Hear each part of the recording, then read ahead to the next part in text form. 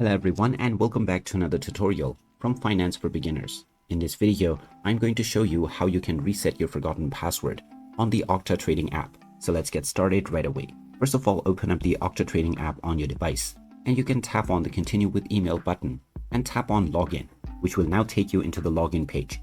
Now in order to reset your password, tap on the Forgot Password button and then enter your email address that you have used while signing up for your account. Now tap on Continue and you will be told to check your inbox. So check your inbox and you will find an email which says reset password. Once you tap on it, you will then be allowed to create a new password for your account. Just type in your desired new password and then type it in once again for confirmation. You can then tap on the submit button and your password will be reset right away. After this, you can use your newly set up password to log into your account on the Octa Trading platform right away. And there you have it. That is how easy it is to reset your forgotten password on the Octa Trading platform. If you find this video helpful, don't forget to hit that like button and subscribe to our channel for more useful tips and tutorials. Thanks for watching, and I will see you again in the next one.